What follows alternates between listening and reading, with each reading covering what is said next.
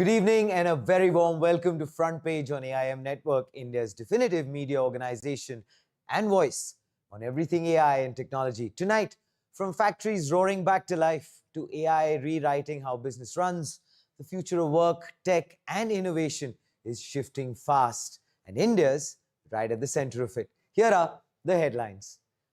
Coupa just moved enterprise spend from dashboards to autonomous agents, wiring its $8 trillion dataset into AI systems that evaluate bids, generate contracts, route approvals, and orchestrate suppliers end-to-end, collapsing procurement into a prompt-to-purchase operating model.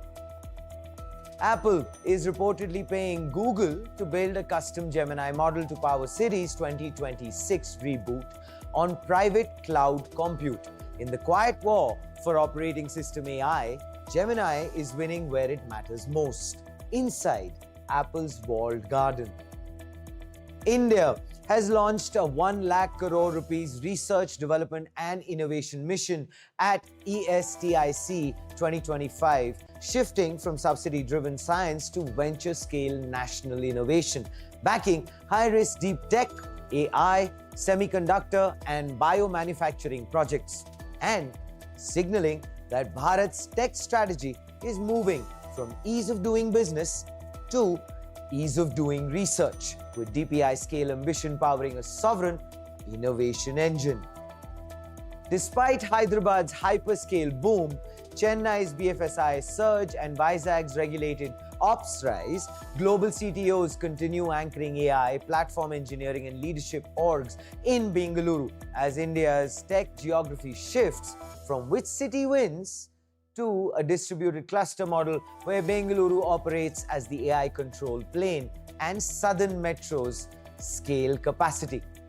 Finally, Ford has signed an MOU with Tamil Nadu to reopen its Chennai plant with a 3,250 crore rupee investment and 600 plus high-tech manufacturing jobs, marking a rare global automotive comeback and reaffirming India's auto capital status as a factory that once fell silent in September 2021 prepares to build next gen.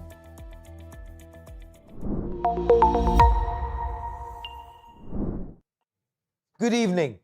Coupa, the total spend platform with a community-generated $8 trillion data set, just flipped procurement from dashboards to decisions made by AI agents. No tickets, no spreadsheets, no swivel chair workflows, just intent to outcome across sourcing, suppliers, inventory, contracts, and payables.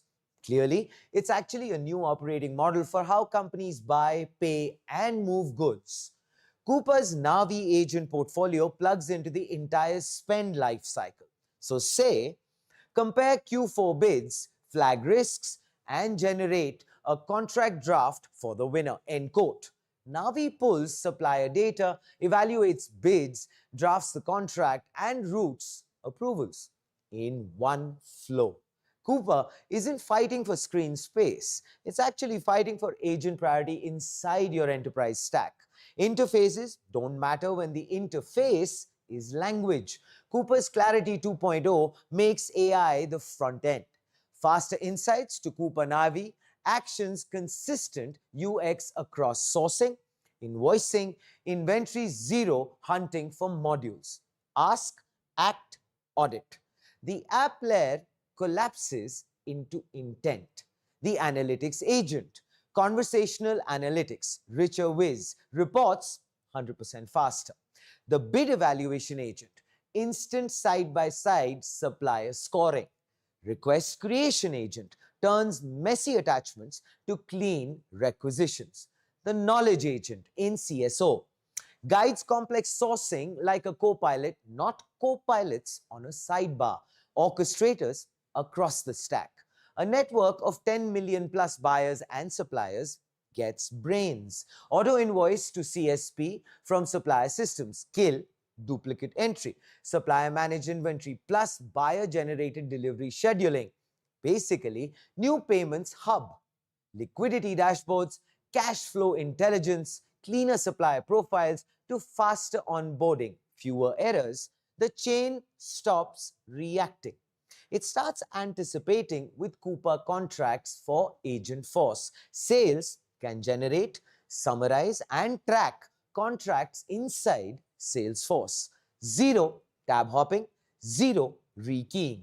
So basically, the quotes become contracts, contracts become policy. Cooper's acquisition of Scout B wires AI supplier discovery into the network. Find, vet, and onboard partners with real-time enrichment and LLM machining. Ariba digitized sourcing.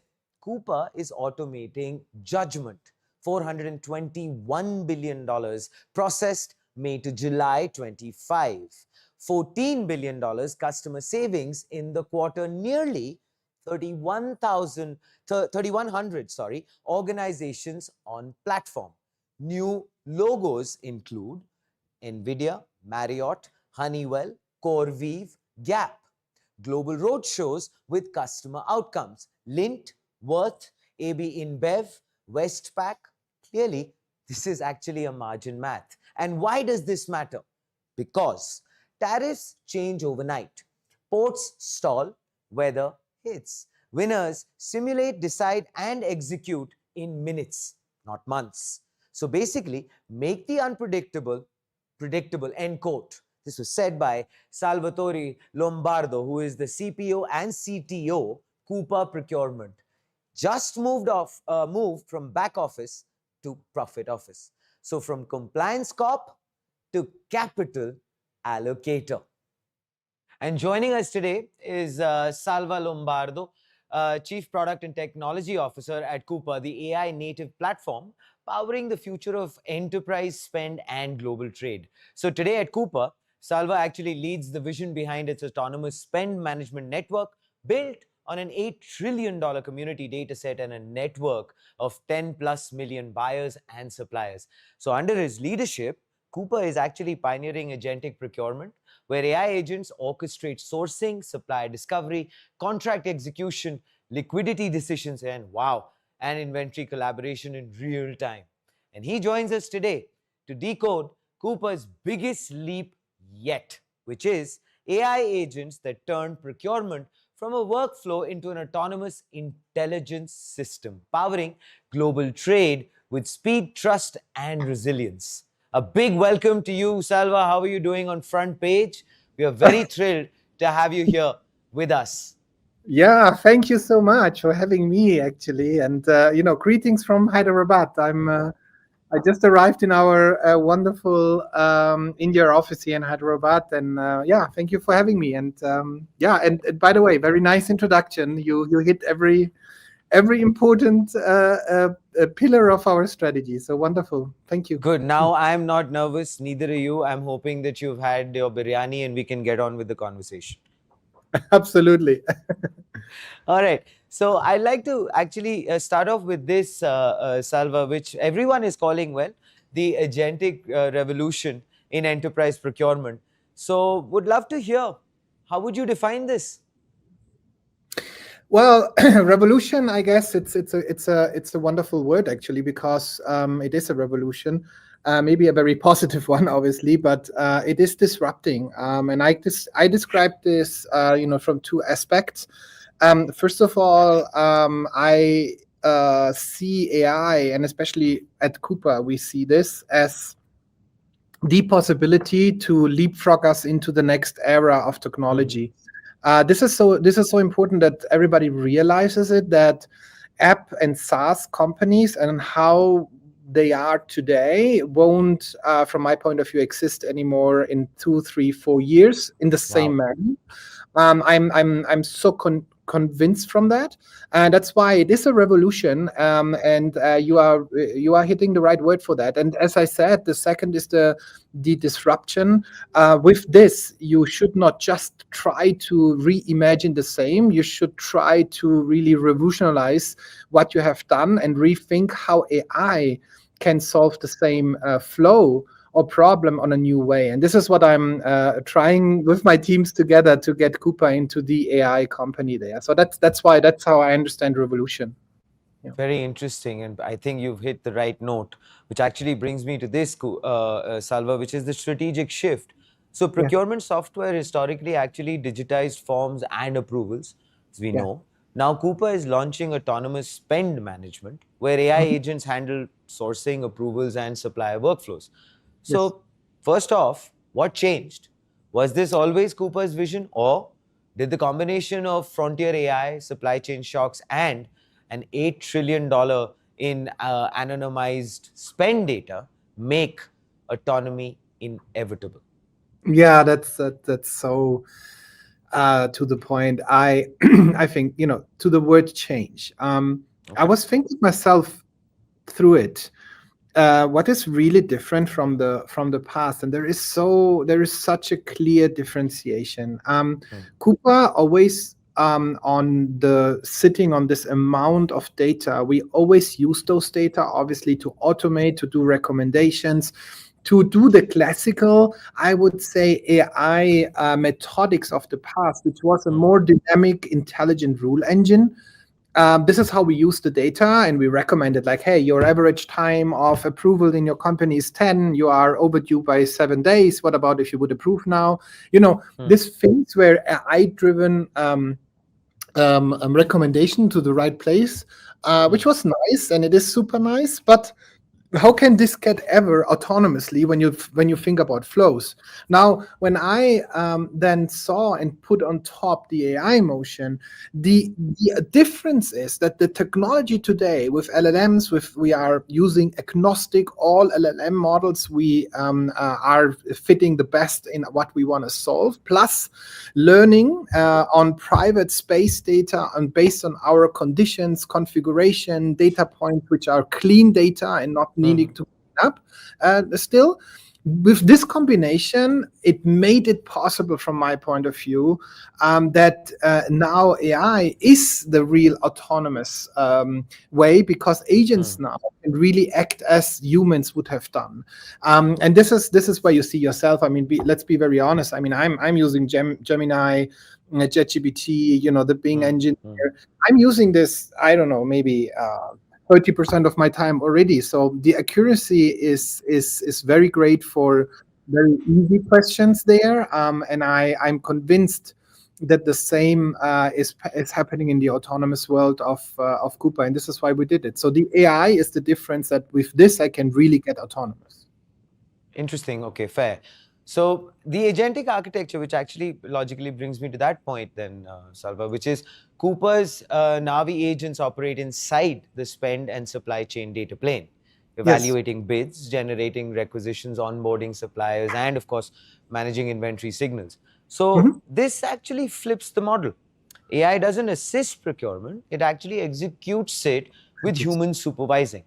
Correct. So, how does this architectural shift, Salva, from workflows to autonomous orchestration Yeah. redefine enterprise procurement and, well, supply chain design? Also, what does it mean for risk compliance and auditability at Yeah. scale? Yeah. And well, you had lots of very interesting aspects in your question too. So first thing, from workflow to orchestration, Hmm. this is a very very important part of your question. Hmm. This is the difference. People were telling me, like, hey, I can pull AI on top of everything and it works, so what is the magic?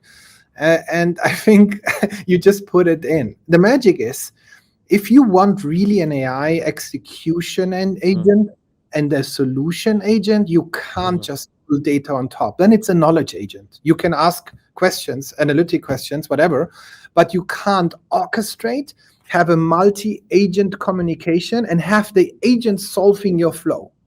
Ah, Now, okay.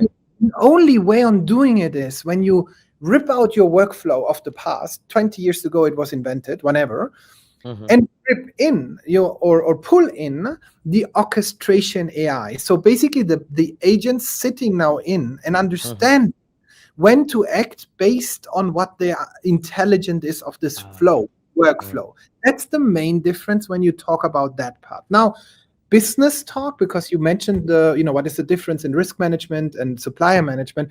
basically, this is, if you now have this in mind, think of a risk sensing of suppliers, which we do today, meaning an agent scanning the whole time what is happening with my unique preferred suppliers, and then giving this signal into the multi-agent platform and saying like, hey, I sensed a risk. What do we do?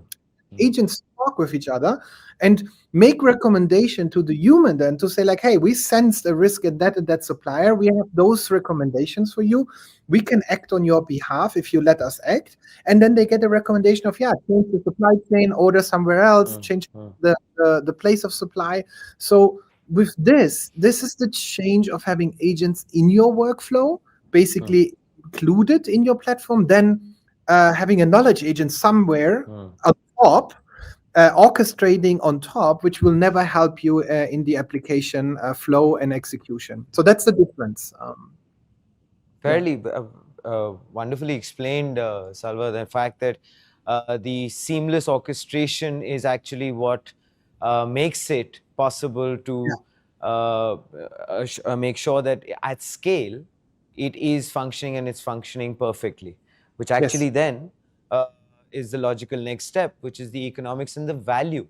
So traditionally, procurement value meant savings and compliance, Salva. But with autonomous procurement, the value equation actually expands to this, which is working capital optimization, supplier resilience, fraud prevention, simulation and scenario planning, cycle time compression. So how do CFOs and CPOs rethink return on investment in the agentic procurement era?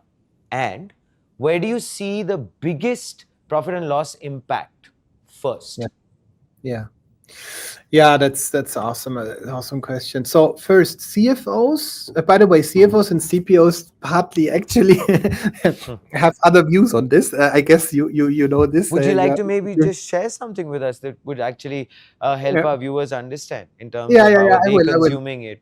Yeah, I will. And I just because of your question, I was like triggered just recently from a CFO, which was obviously much more looking at cost efficiency, especially in some areas of our world. Cost down is a much more initiative. So you see CFOs globally, of course, looking much more at cost down, also depending a little bit what they own in their organization. But cost down is a very, very quick and efficient way for CFOs with Coupa and with spend management, obviously, to control and get it efficient. So to your point, that's the history of Coupa, and it will be the future. CFOs look at that very, very often. What CPOs though do, they do look at cost just because it's in their nature. But the beautiful thing of the CPO mind is, hey, it's not just cost. There are like a ton of other decision criteria whenever I go and understand to make that business resilient. So meaning I want a business which is stable, and CPOs often now need to do the balance between what is my right supplier? Do I spend maybe a little more, but having on a long term maybe an even better TCO? And you always, and this is it's an interesting thing where I had an interview with another great podcasts and other areas which we are talking. It was in Europe, and he said to me like, Salva, is this like, do we put now price tags on risk? And this is exactly the way on how you should see it. Costs are not just the material classical costs. We need to change that risk is becoming a cost factor as a price tag on whatever you buy. And risk is just an example. It can be sustainability, it can be carbon, all the ESG stuff of the world.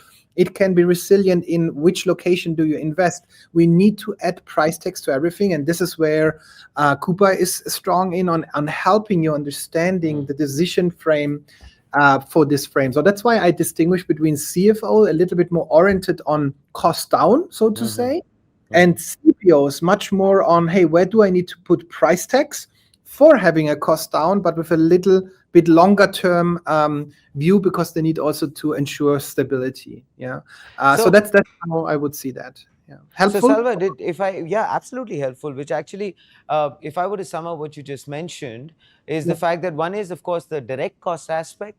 And then probably what you're also alluding to is the value add, which is Yeah. maybe the indirect cost, which is not seen as tangibly, but probably has a bigger impact as one keeps going along with it. I hope I Totally. summarized it well Yeah, enough. I hope totally. I understood it. And absolutely, and call them also partly also opportunity costs, right? If you want Sure. to, yeah, if you want to, if you want to add a price tag, you need also opportunity costs to be calculated in. Yeah.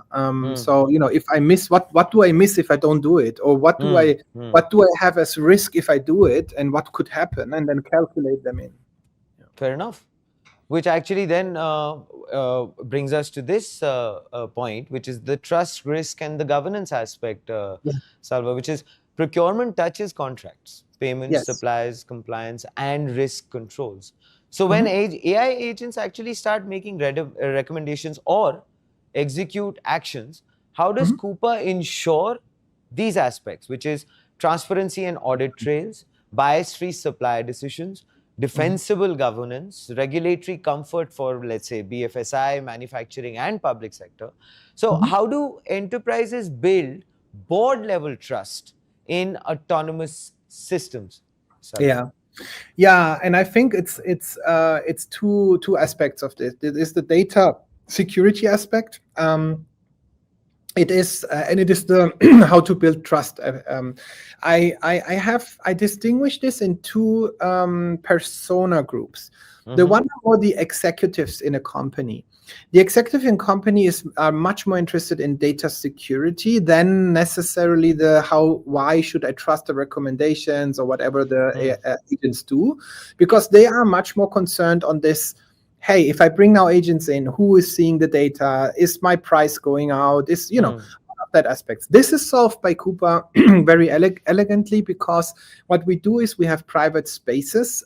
Those private spaces are very secured environments per tenant, per customer, and also where our LLMs learn. If they learn on our data, but anonymized, and also on a very high granular level that you never can connect anything with any data from a specific persona. With this, we make with the trillion transactions, the agents, 8 trillion data transactions and spend, we make the agents intelligent, but still in a very secured and anonymized way that nothing can happen that we connect to certain data pools. So that's the and then obviously all the certifications and everything we have and are very secure. They're also for governments. We are running, for example, FedRAMP environments for US customers, which is a very, very high security environment. So that's the security part. And the second is the trust and building, believing that what Navi, it's our agent, so what the agents are answering and the skills. And this is we do in two aspects. One, we are very transparent where those data pools are coming from. This is basically common way in the market. In the meanwhile, you see in Gemini, you see in ChatGPT, wherever, when you click on and say like, hey, where do you have this information on? All of this will happen. But we do a second thing, which is super important. We do ourselves proof point before we deliver against golden data sets. Meaning we are creating a golden data set where the agent is not allowed to work or to communicate if and being delivered in a live environment, productive environment, if the golden data set has not an occurrence of 90 or more percent. Okay. And this is where we are. And this golden data set is a very, very, very clear and clean data set. So the answers there are 100% correct. And this is where we prove and test our agents. With this, the hallucination is very low. And we are also giving a kind of a percentage how accurate the answer is, just because it's based on the golden data set. So that's how we try and do build trust at our customer base. Yeah. Very, very nice. Because I mean, you're adding another layer, Salva, which is of course giving everyone a sense of ease and confidence moving forward. Network advantage. Yeah. The $8 trillion in anonymized spend intelligence, 10 million plus suppliers, real-time community benchmarking. Those are fabulously encouraging figures. Scout B acquisition for AI supplier discovery. So How much of Cooper's advantage comes not just from, let's say, software, Salva, but from network intelligence and community data flywheels? Yeah. And does this make procurement the next network effects industry, similar to payments and cloud?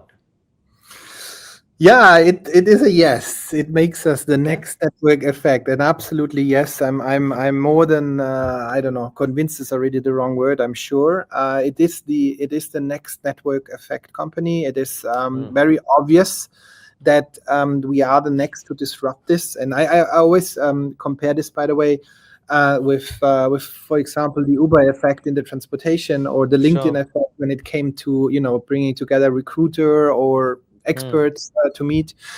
And just because there is an unfair advantage we have, which is we build a beautiful buyer product with a network of already suppliers existing, which are operationally working with the buyers. So in itself, you would not be allowed to call it network, because you can only call it network as the network effect definition. It's also called the platform effect definition, when on both sides value is created, right? So buyer has value. And in other words, if the supplier comes because they find value in the Cooper environment, and they are not coming because the buyer called and said, like, hey, can you give me your risk certificate, or can you give me a quote for a material?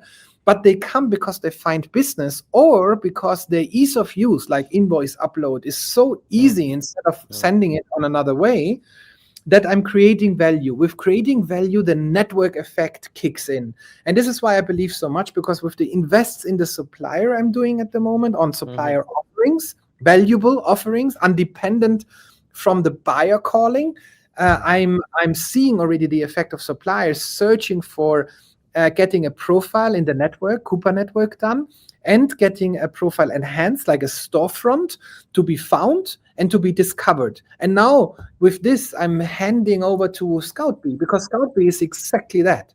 ScoutBee grew.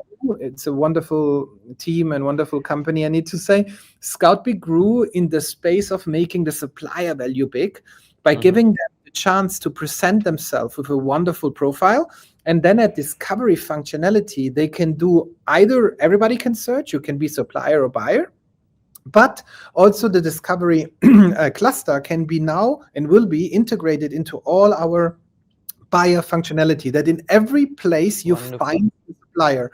So this is where ScoutBee helps me to, to accelerate the strategic direction. Yeah. Just very interesting as a strategy, to be honest, Salva, that fact that you're creating a holistic ecosystem in a big way. And both sides tend to benefit from the value addition that you're bringing to the table, which is fascinating. And you're going to keep tapping in the supplier side because, well, let's be honest, that is nice and sweet. Wonderful. The companies will, the customers will automatically like to blend in. It makes sense. Yes. Absolutely makes sense. And the beauty is also, see, we have 10 million once transacted suppliers in the network. We have a ton of active suppliers at the moment which are basically also asking and saying, like, hey, what value can you deliver me more than just getting into your network and doing the operational? And this is this effect is only working in the network effect if both sides have value. Yeah. Fairly interesting.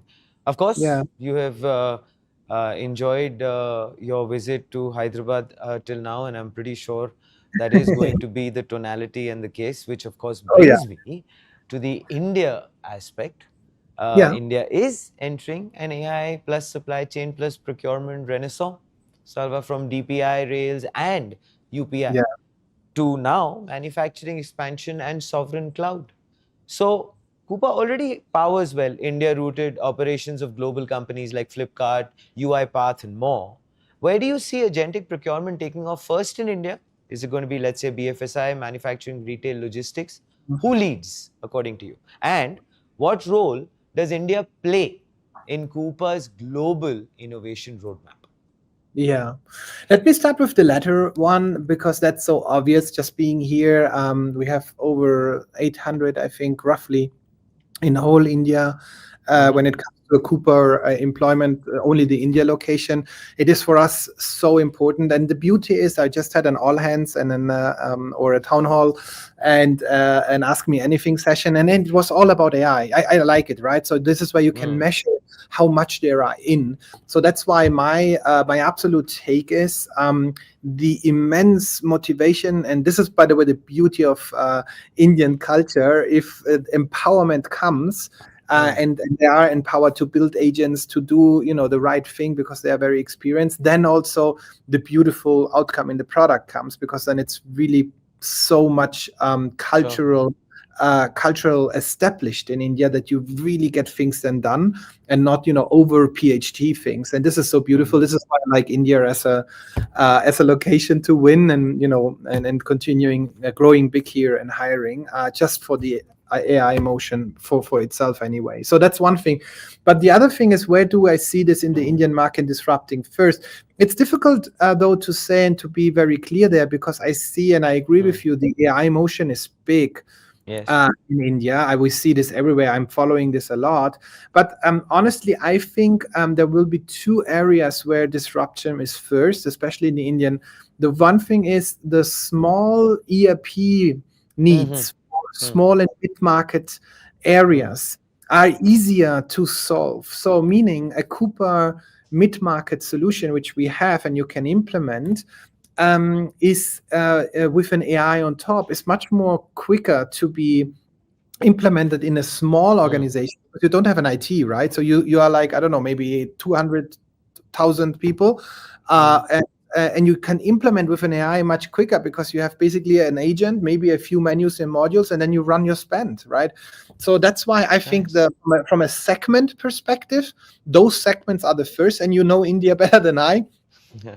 This is the whole motion of India. When you segment the market, there is so much SME, so much. So that's why segmentation on that part, independent from industry, will be the first. Because I think the bigger will be difficult. And then second, I personally think it's more the logistic and transportation, because the flows in these spaces, especially because India is not that regulated in that spaces than other countries, will be the first being disrupted by AI. That would be my guess at the moment in India. But and I think governmental, public, bigger manufacturing, they are, they depend very often from big export, a little bit more difficult, but logistic, transportation, retail, all of that space, that will be disrupted earlier. That would be my take in India, at least. Yeah. And I think it is the correct take, to be honest, Salva, because you've hit the nail on the head, especially the kind of volume you're dealing with in those industries. As far as the 200 to 1000, like you just mentioned. Wow, the volume you're looking at is huge. So well, best of luck. That is the sweet spot. The enterprise AI stack. So we are watching a stack form, let's say community spend intelligence, network-based supplier data, autonomous sourcing and payments, simulation engines, trust and audit control plane, conversational UI, replacing workflows. So Salva, is Cooper building the AI operating model for global trade and enterprise spend? And how does this actually redefine competition versus ERPs and legacy procurement suites? Yeah, well, that's a very, very big question, though. But because we could spend hours on that. The short answer is Cooper is taking at least a good portion of the ERP market out, which is the spend market, right? So that ERP is purchasing, financing, manufacturing, production. Cooper is taking that out, and the future of ERPs, from my absolutely view now, 22 years in the market of tech software and ERP and purchasing, I'm seeing, I tell you, the one ERP motion end to end, that time is over, because you will never disrupt when you are that big, good enough in the vertical. And from my point of view, the beautiful thing is you need to have, as a company, 3-4 big companies which manage your area, like one financial, one spend, maybe manufacturing and production, and then having those agents orchestrating very well together. And you should not look at one UI on top, because which persona is running a purchasing event and doing your ledger also. That's different personas. So you need just to make sure that they are all running data consistent on one platform, which is possible, which is then the AI agents talking with each other on a wonderful master data management. So this is where I would see the future of ERPs, and where we as Spend and Navi, with Navi also our AI agent, can disrupt at least the purchasing and the global trade with our network. And don't forget, on the other side of the network is basically a quote to cash system, like a Salesforce, right? This is where we want to, or will connect, or are already. We have AI agents on Salesforce Agent Force, which are connecting into our network and then talking to Coupa. So this is basically closing this trade environment. Yeah. Fair enough.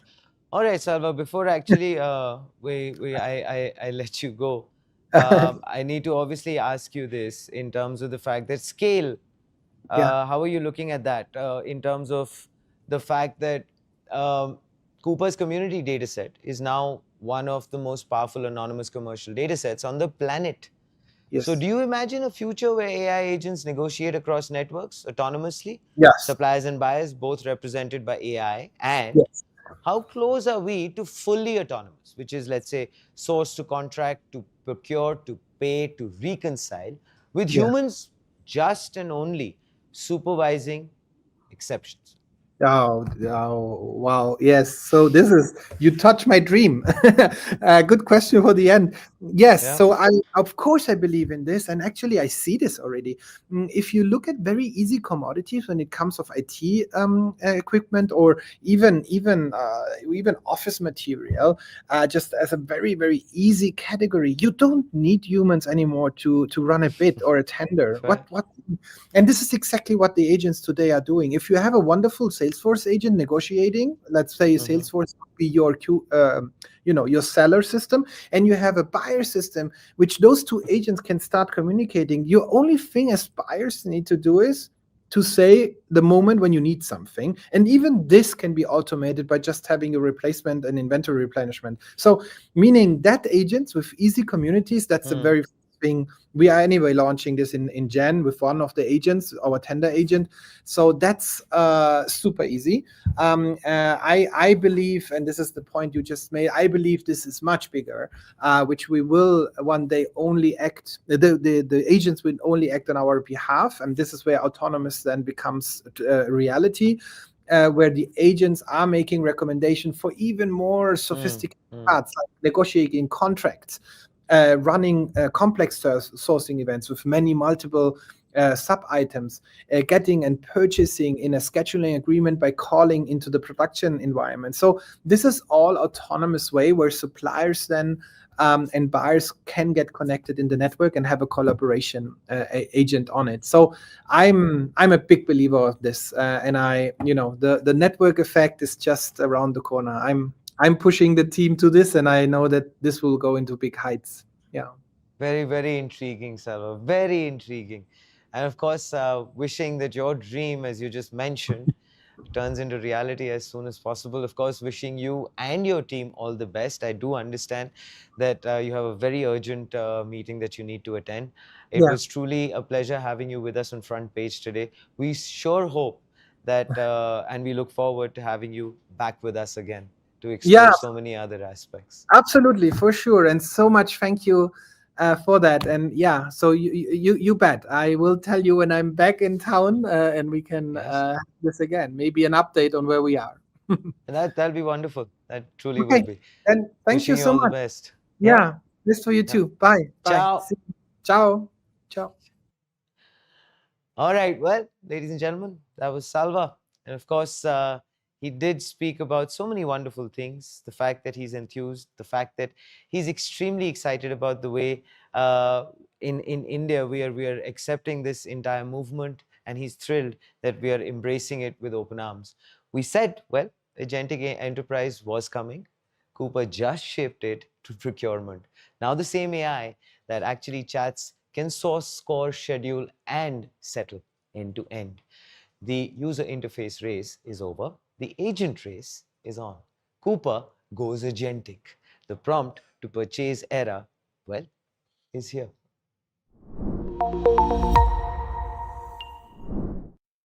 After 15 years of, sorry, I didn't quite catch that, Siri might finally catch something. But here's the twist. To revive Siri, the world's first mainstream voice assistant, yes, you heard that right, it actually now needs Google's Gemini to power Apple intelligence. Huge, if it's true. It is time to help decode Apple's AI surrender and Siri's comeback. Reports suggest that, well, Apple will use a custom Gemini model run on Apple's private cloud compute powers the next generation Siri launching around, well, March 2026. With AI-powered web search and complex tasks, so basically after saying we build our own chips, our own technology, our own destiny, Apple is outsourcing Siri's brain. In other words, Siri just got a brain transplant from Mountain View. Why does this matter? Well, we've covered this battle on Front Page before. How Apple fell behind in AI while everyone else sprinted. GPT 4.0, Gemini, Claude, agentic apps, autonomous workflows, voice operating system. Meanwhile, Apple emoji reactions are now more expressive. Apple intelligence was actually supposed to fix all that. But even with trillions in the bank, it still needs Google Silicon for the soul. The rivals laughing? Absolutely. Inside Cupertino, Apple reportedly tested. Anthropic performed better, Google won anyway. Why is that? Existing search deal plus scale plus speed. Sometimes AI isn't actually romance, it's an arranged marriage. And here, Google is the groom. Apple is the, well, we need stability kind of a bride. And if this feels sudden, it isn't. We already saw this crack in the Apple fortress. On Front Page, when Apple hit $4 trillion and quietly released the Pico Banana dataset built using Google's Gemini, we said it. Apple's walled garden isn't breaking. It's actually becoming a gated campus with Google as resident. End quote. That wasn't symbolism. That was actually phase one. Today's Siri Gemini deal, phase two. This isn't Apple losing control. It's actually Apple evolving from we do it all to we do it what it takes. Siri 2.0. Anyway, the 2026 Siri promises this: understand complex requests, multi-step tasks, AI search responses, smarter home control, works across iPhone, Mac, HomePad, and smart display. Basically, Apple wants what Google Assistant already promised in 2017 and what OpenAI Voice has today. Ironically, despite OpenAI building deep into the macOS ecosystem, from native system-level AI to acquiring Sky, the Mac-first agent interface built by ex-Apple engineers still don't have the Siri deal. Instead, Apple is reportedly paying Google to build a custom Gemini model. And honestly, we should have actually seen this coming. We called this exact convergence on Front Page during the Trump big tech dinner breakdown, when we actually said this, and I quote, Apple runs on Google, Google needs Apple, OpenAI trains on Google while tied to Microsoft. The rivals are becoming a supply chain, end quote. This is actually exactly what we meant. Today's Siri Gemini deal is that prediction turning real. Coming back to Apple now. Basically, Siri's brand right now, assistant that, well, tries. Punchline more than product. Great for timers, not great for, well, basically intelligence. If this reboot fails, Siri doesn't just lose.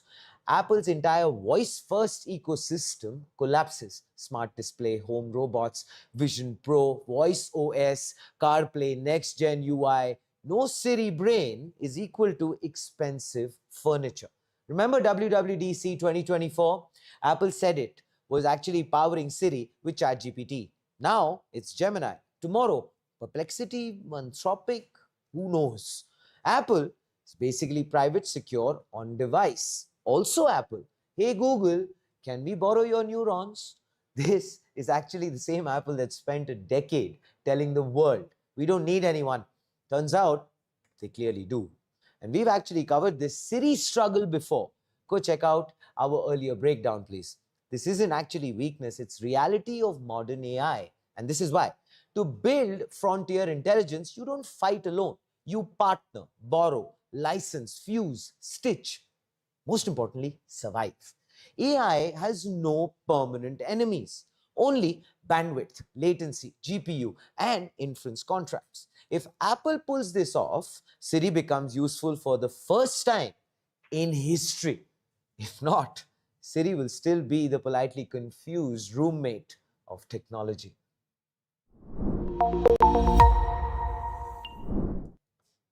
India didn't quietly fund innovation today.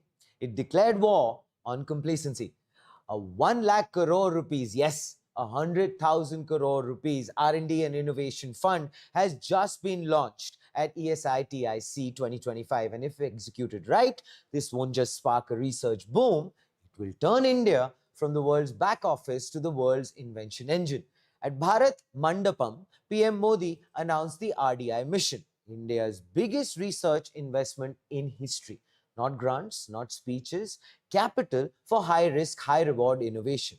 His pitch was this: ease of doing research, end of quote. Not just ease of doing business, ease of building the future. If Startup India was phase one, this is Deep Tech India. From labs to markets to global play. Why is actually this different? Well, for the first time ever, 1 lakh crore rupees fund managed through professional fund managers targeting deep tech, semiconductors, bioenergy, AI, designed to accelerate private research and development. This isn't subsidy money. This is sovereign venture capital. Think DARPA meets UPI playbook. Risk capital at national scale. Innovation as statecraft. Modi didn't sell vision today. He sold velocity. R&D spending doubled, patents up by 17 times. ISRO launched its heaviest satellite yesterday. 6,000 plus deep tech startups. And for now, the bioeconomy. $10 billion to $140 billion. 43% of STEM seats are women. 1 crore students tinkering in 10,000 labs to scaling to, well, 25,000. Clearly, this is new India data. India is building Viksit Bharat Valley, from chips to crops, from AI to clean energy, from moon missions to biotechnology. We are actually shifting from import dependent to innovation independent. That makes us proud. DPI was phase one, digital rails. RDI is phase two, deep tech horsepower. And yes, AI wasn't a side note. India is actually shaping ethics, access, and guardrails before others do. Global AI Summit, February 2026, promises 10,000 crore rupees. India AI mission in motion. This wasn't a government event. It actually felt like, well, a national kickoff call. Scientists, startups, fund managers, founders, not just clapping from the sidelines, but being invited to the steering wheel. When science meets scale, when innovation becomes inclusive, when technology drives transformation, great achievements are born, end quote. That was said by Prime Minister Modi. For once, it didn't sound like a speech, it sounded like a roadmap. This is a message, and it's clear to the world. India is not here to assemble your future. We are here actually to invent our own. To Indian innovators, you don't need to leave to build big. We'll build big here with you. To the next generation, stop dreaming of Silicon Valley. Start building Bharat's Silicon Galaxy. If UPI rewrote payments and if India AI rewrites AI access, the RDI mission might just rewrite who invents the future. For right now, we'll take a small little break. When we are back on front page, well, we will be front and center.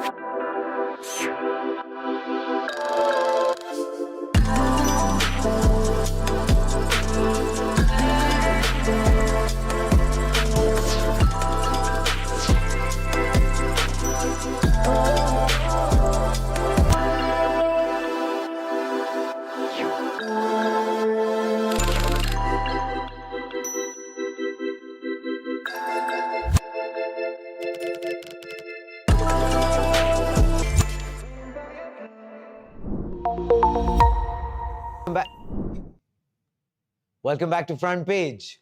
For years, we've heard the prophecy. Hyderabad is the new Bengaluru. Vizag is the dark horse. Chennai is the silent compounding tiger. All true. But here's the twist. The more India rises, the more valuable Bengaluru becomes. Everyone else is accelerating because Bengaluru already broke the speed limit. Huge? If you understand how global tech scales. This is Front Page by AIM TV. Let's go ahead and decode why Bengaluru remains the control plane while India builds compute spokes across the south. Last month, we saw a pattern. Southwest Airlines picked Hyderabad, Netflix doubled down on Hyderabad, Costco announced a major India tech hub, Vizag quietly keeps winning regulated operations. Chennai stacks, BFSI plus platform engineering, everyone cheered. The headlines screamed, new tech capitals rising. And yet, where will the AI leads, SecOp heads, product architects, and global CTOs still hire from? Yes, you got that right. Bengaluru. Because when global firms scale in India, they don't replace, they layer. Bengaluru is equal to the brain. Hyderabad Chennai is equal to the muscle. Vizag is equal to compliance spine.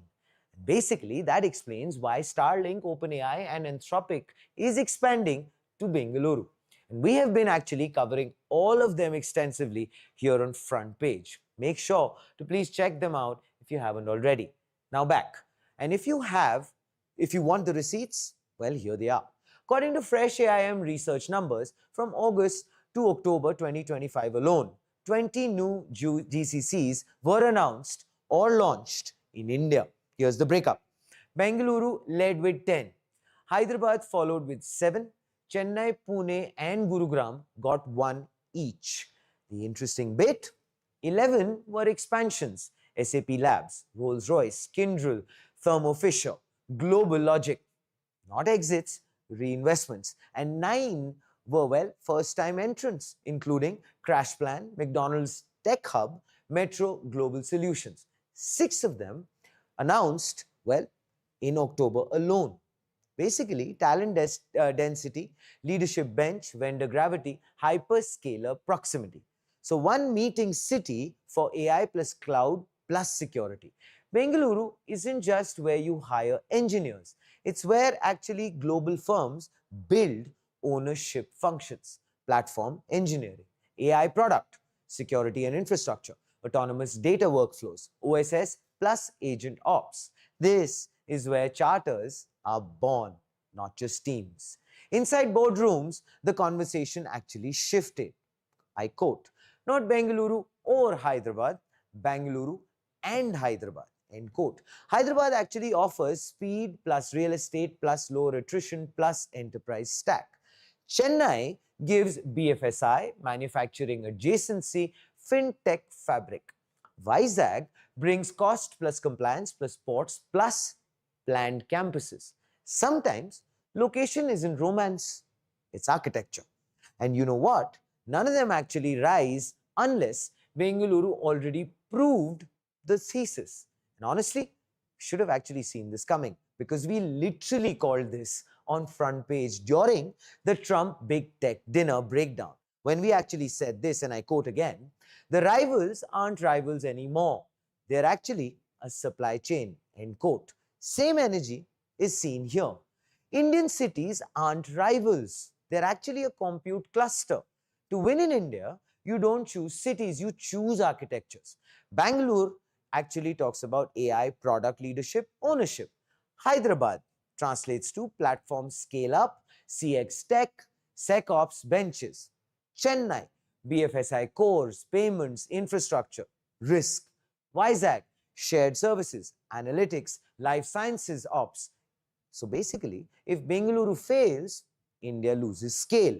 If Hyderabad rises, Bengaluru accelerates. If Vizag succeeds, every CIO in the Fortune 500 says this, India isn't just talent, it's actually strategy, end quote.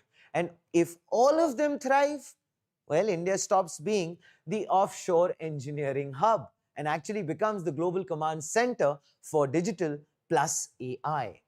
This, as we've understood, is not just a talent story, it's actually an economic operating system upgrade. So next time someone says, Hyderabad is beating Bengaluru, just smile and remember, cities don't compete in the AI era. They synchronize. And India isn't building one Silicon Valley. It's actually building a network of them. Hub, spoke, cloud, edge. India is the cluster. And as far as the north of the country is concerned, please do let us know what you think in the comments below.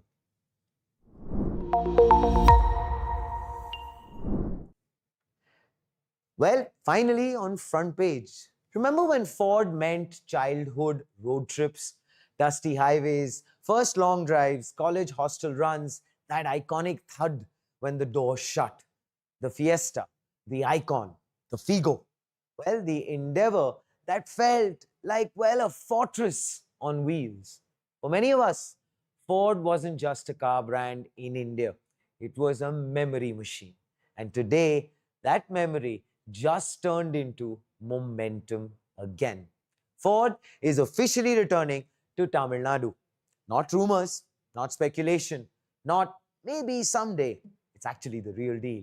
MOU is signed in Chennai. 600 plus new jobs, a brand new next generation engine plant at Malai Nagar, the same campus that actually shut down in 2022.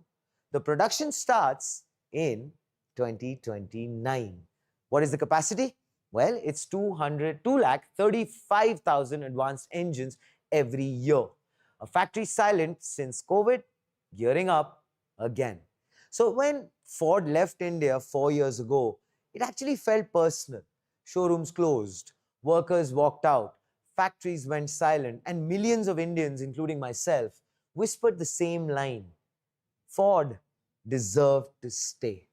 Today, it is. And it is back with a bang in Chennai, back in Tamil Nadu, back in the world's fastest growing auto powerhouse. Not to assemble leftovers, not to fill shelves, but to build next generation engines for the world. Yes, from India to the world. Minister TRB Raja called it, and he said this, a win under global uncertainty, end quote. Chief Minister Stalin pushed for even full vehicle production next. Well, this is actually nation building.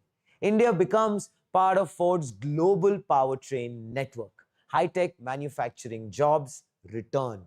Tamil Nadu strengthens its position as India's automotive capital. And an American icon bets 3,250 crore rupees on Indian engineering again. This is more than reopening a plant. It's actually reopening belief and embracing it. Some comebacks feel corporate. This one feels, well, human. A generation learned to drive in a Ford. Mechanics learned precision on a Ford. Families traveled India in a Ford. And today, the Blue Oval didn't actually just re-enter a state. It re-entered our story. Tamil Nadu said, welcome back. India said, we knew you'd return.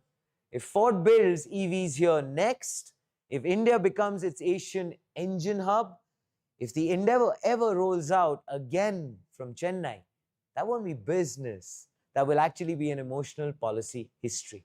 For now, let's enjoy this moment and endeavor that a factory is waking up. Engines are humming again, and a brand new India, loved, finally coming home. Well, that is iconic. Well, with that, it's a wrap on Front Page on AIM Network, India's definitive media organization and voice on everything AI and technology. Front Page is powered by MachineCon 2025, an invite-only residential summit for GCC heads, brought exclusively by AIM Network. So till we meet again, think AI, think AIM.